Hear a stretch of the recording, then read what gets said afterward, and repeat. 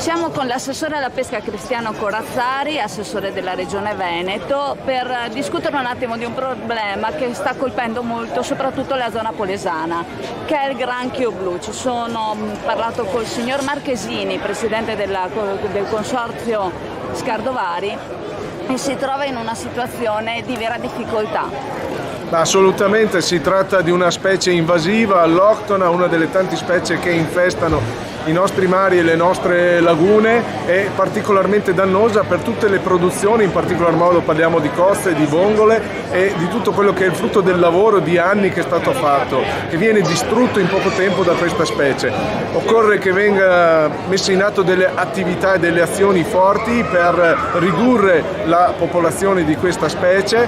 La Regione del Veneto sarà a fianco dei pescatori per cercare di aiutarli in questa difficile battaglia, che è anche rappresentativa del continuo cambiamento che stanno subendo le nostre lagune, i nostri mari e i nostri costi. La Regione del Veneto sta affrontando con prontezza la problematica del granchio blu, collaborando strettamente con il prefetto di Rovigo, la provincia di Rovigo e il comune di Porto Tolle, nonché in contatto con la Regione Emilia-Romagna.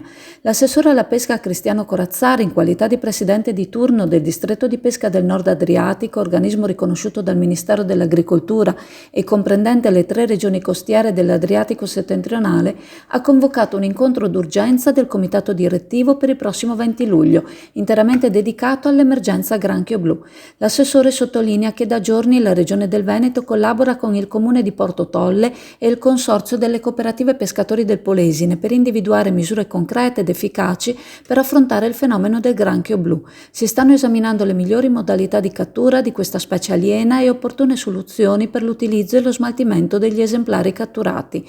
Corazzari chiarisce che l'ordinanza del sindaco del comune di Goro del 7 luglio riguarda modalità di intervento e attrezzature già consentite e in uso nelle lagune venete sin dall'approvazione della Carta Ittica regionale e del regolamento regionale del gennaio del 2023. Tutte le iniziative attuate a Goro erano già state adottate dalla Regione del Veneto in precedenza, in una stretta collaborazione che continuerà anche in futuro. In accordo con il consorzio Cooperative Pescatori del Polesine sono in fase di sviluppo nuove e più efficaci forme di intervento per fronteggiare la situazione del granchio blu.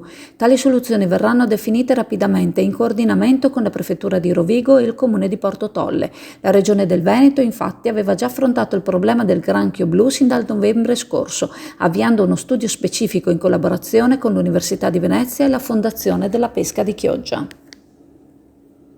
SD Auto informa della novità per il 2023, la revisione dei carrelli in sede. Si effettuano revisioni in sede dei rimorchi di massa complessiva non superiore ai 3.500 kg, 01 e 02, di carrelli per imbarcazioni, per moto, per auto, roulotte, trailer per il trasporto cavalli, carrelli tenda, carrelli trasporto animali e tutti i carrelli di massa complessiva non superiore ai 3.500 kg.